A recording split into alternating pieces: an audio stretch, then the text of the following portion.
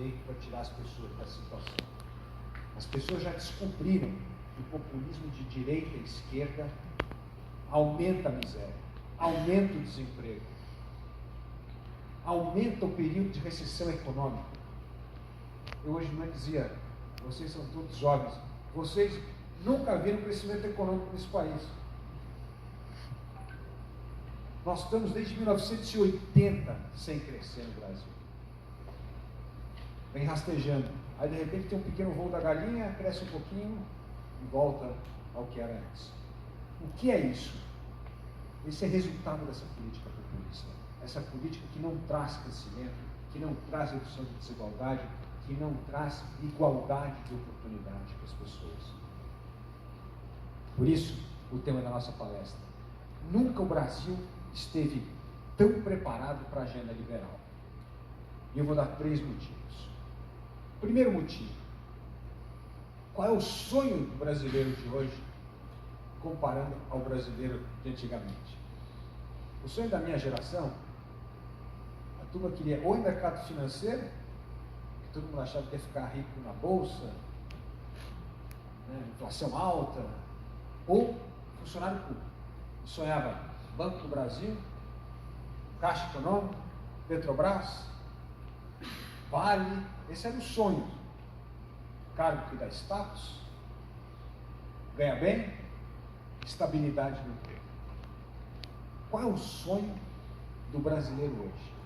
53 milhões de pessoas querem empreender. O brasileiro quer ser empreendedor. O brasileiro quer tomar risco. O brasileiro quer criar seu próprio negócio. O brasileiro quer ser dono do seu destino. Quer ser patrão da sua vida.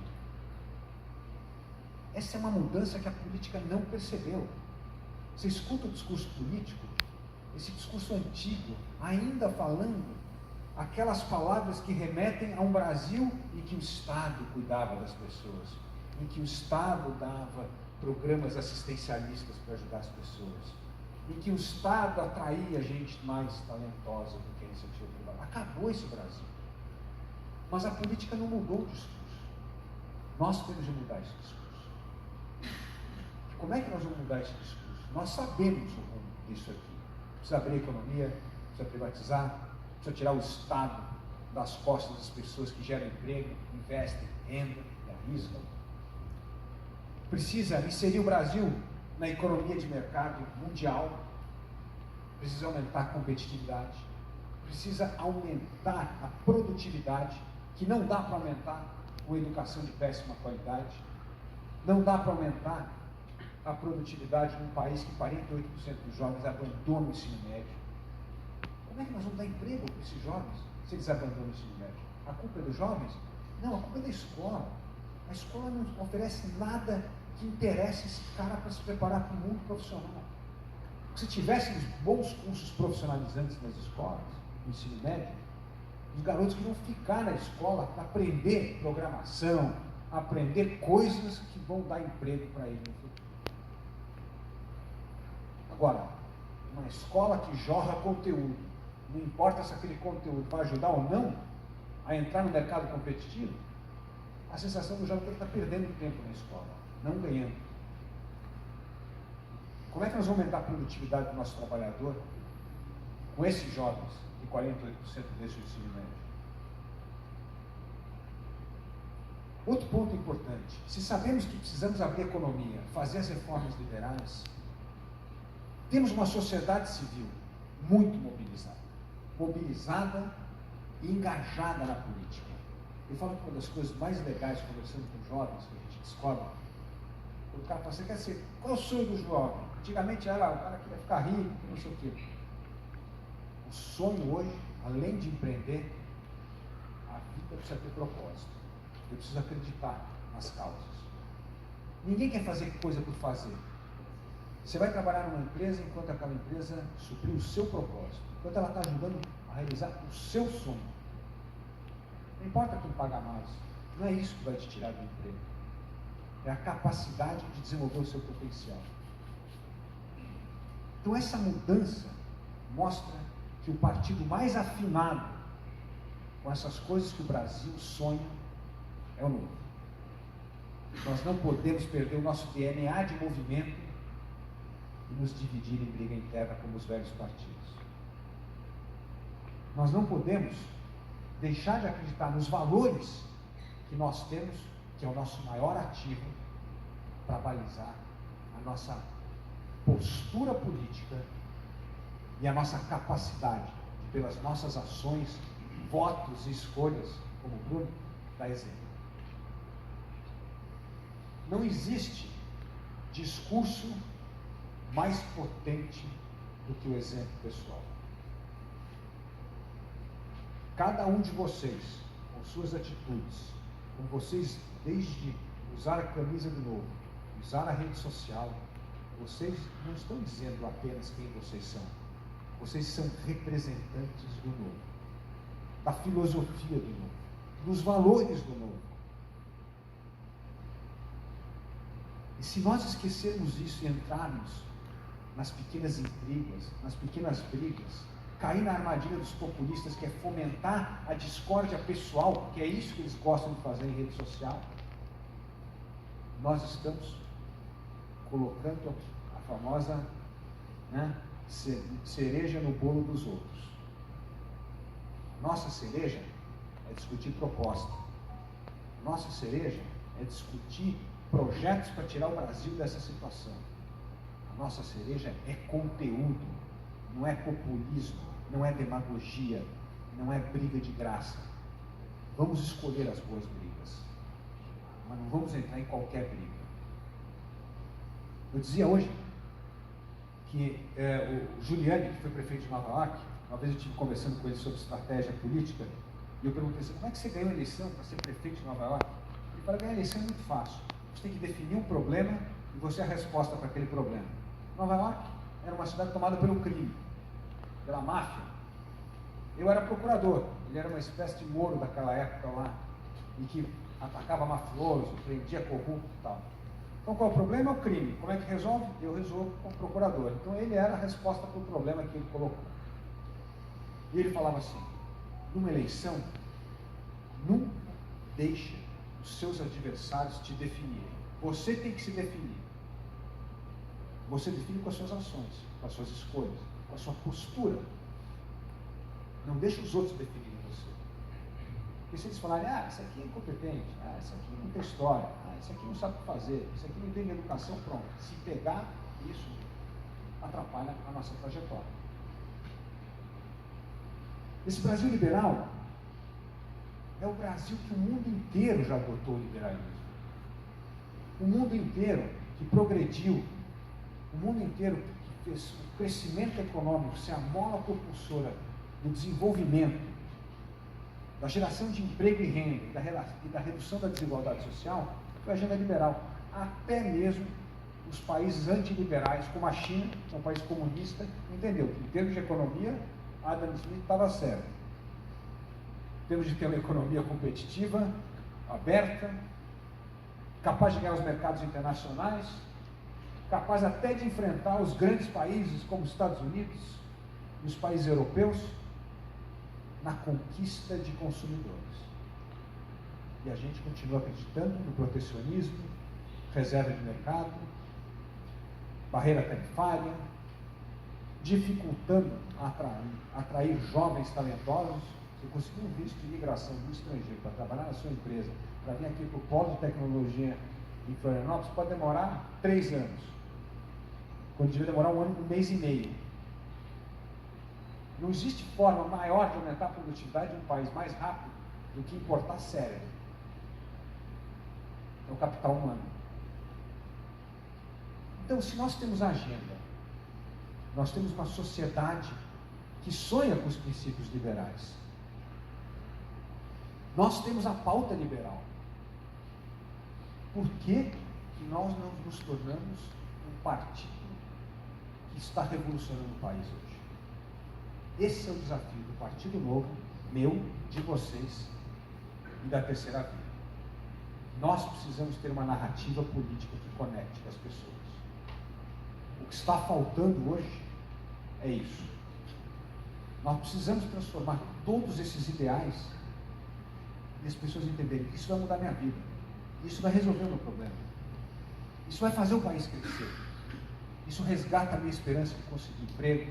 Isso resgata a minha esperança de poder abrir meu próprio negócio. Isso resgata a minha esperança no país. Esse é o discurso que a gente tem que criar. Como é que nós vamos criar esse discurso? Com o nosso DNA de movimento. Escutando as pessoas. Escutando o brasileiro. Eu quero que todos nós sejamos agentes, ouvidos grandes para escutar as pessoas. E quando a gente escutar muito, uma hora vai sair a palavra, vai sair o termo, vai sair alguma coisa que condensa essa busca que o brasileiro está em busca e que ninguém está falando para ele. Eu estava dando exemplo hoje de manhã, na eleição de 1990, o Collor, quando inventou o termo caçador de marajás, resumia tudo que o brasileiro queria naquela época. Ele não precisava, ninguém lembra que o Collor foi de programa econômico, ninguém lembra que o Collor foi de programa educacional, de saúde, de transporte, mas todo mundo lembra, esse cara vai caçar marajá, é isso que eu quero. É assim que ganha a eleição. Eleição não precisa inventar muita coisa, mas precisa ter um termo que condensa essa causa. Nós já temos a matéria bruta, agora a gente precisa lapidar nossa narrativa. Esse é o desafio que nós vamos ter de novembro a abril do próximo ano. Por que novembro a abril?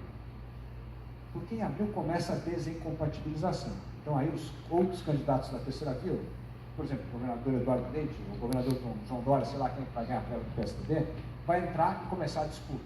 Mas até lá, céu de brigadeiro com o novo. Só tem a gente fazendo isso. Se a gente conseguir pegar esse pulso das pessoas, transformar isso em discurso político, nós vamos decolar. Aí quando essa turma entrar em campo, nós já estamos lá na frente. E nós vamos ser o consolidador do centro. Esse é o meu plano. Essa é a nossa estratégia. A nossa estratégia é isso. Ouvir o Brasil, transformar no discurso, começa a crescer. Qual é a segunda estratégia que nós vamos fazer diferente de todos os partidos? Apresentar a proposta, não entrar no bate-boca. E aí, de novo, a gente precisa de vocês. Nós temos de traduzir as ideias liberais em áreas que o liberalismo está acovardado há muito tempo. Tem jeito de falar de política social honrando os princípios do liberalismo. Tem jeito de falar de política ambiental honrando os princípios do liberalismo. Nós não vamos fugir desse debate. Porque se a gente fugir desse debate, nós não conectamos com as pessoas. Qual é a nossa visão? Eu dizia que no século XIX, o liberalismo foi a tese mais revolucionária que nasceu na época. No século XIX, o liberalismo desafiava a noção econômica que era o mercantilismo. O mercantilismo é o Brasil de hoje. O Estado apoia um monte de campeão nacional, achando que esse campeão nacional vai trazer riqueza para o país. E, evidentemente, traz riqueza para poucos e não para muitos. O liberalismo dizia que o jeito de gerar riqueza para todos era a competição de mercado, era abrir a economia e era os países se especializarem naquilo que eles sabiam fazer bem. O liberalismo foi transformador na política. No momento em que a política era o rei absolutista que decidia tudo, os seus ministros, o liberalismo vem e diz assim: não, a real política é o Estado de Direito, é o governo constitucional e é o povo elegendo seus representantes. O liberalismo era revolucionário na área social. John Stuart Mill, um dos pais do liberalismo, dizia que a renda universal era um programa essencial para tirar as pessoas da extrema pobreza e fazer com que a revolução industrial não aumentasse muito o gap de quem ganhou e quem perdeu no jogo. Nós éramos revolucionários em todos os problemas. Depois nós mantivemos essa chama revolucionária nos anos 80, nos Estados Unidos, na Inglaterra, quando Reagan e Thatcher assumiram. Reagan na presidência dos Estados Unidos e Thatcher o primeiro-ministro da Inglaterra. De lá para cá, nós viemos ladeira abaixo. Ficamos mais tímidos, paramos de debater, focamos exclusivamente nas questões econômicas e perdemos a capacidade de apresentar propostas ousadas em todas as áreas. Essa eleição, nós vamos ter que resgatar essa essência. Nós vamos ter que pensar fora da caixa. Nós vamos ter que apresentar projetos inovadores. Como o mercado acaba com a desigualdade? Como é que nós podemos usar o mercado para criar as energias renováveis e atrair mais de 200 bilhões de dólares que existem em investimento direto, que procuram países que zelam por 3 letrinhas, ESG: meio ambiente, sustentabilidade e governança. O Brasil tem chance de levantar-se rapidamente, se tornar uma nação competitiva, uma superpotência no meio ambiente e resolver a questão da miséria por meio do mercado. Nós estamos trabalhando nessas propostas. E algumas dessas propostas não é falando com especialista, é falando com gente que pensa fora da caixa. Hoje mesmo eu estava dando um exemplo, que um dos projetos que a gente está fazendo com jovens brasileiros do Vale do Silício é um desafio que nós temos a eles. Esse jovem empresário tem uma empresa chamada Drumwave, muito interessante. O que a Drumwave faz? Um jovem brasileiro chamado André Veloso. A Drumwave trabalha hoje na monetização de dados. Como é que os nossos dados, só o Google, o Facebook e o Instagram ganham dinheiro com os nossos dados? Você pode ser dono desses dados e você transformar isso em dinheiro. Por exemplo, negociar com o seu plano de saúde. Olha aqui como minha vida é saudável, eu faço esporte todo dia, como bem, então aqui os meus dados, eu quero 30% de desconto aqui. Ou um laboratório que está desenvolvendo uma nova medicina, por exemplo, para combater diabetes. Todos os diabéticos se juntam e vão vender esses dados para um laboratório para poder desenvolver dados. Por que isso é importante? Porque essa comercialização de dados, no mundo em média, mobiliza 7% do PIB mundial já. Comercialização de dados. Se nós tivéssemos isso aqui no Brasil, a gente resolve os $2 por dia para tirar 20 milhões da pobreza em 2 anos. Programa de mercado resolvendo um problema social. Esse é o debate que a gente tem que trazer para a roda. Não é dizer que nós vamos melhorar o Bolsa Família, que vamos dar mais uma saída honrosa do Bolsa Família. Porque se a gente fazer isso, o eleitor vai falar, bom, então eu voto no pai do Bolsa Família, que é o Lula. Melhor do que votar na versão liberal. Nós temos que pensar fora da caixa. Dizia para o Vinícius,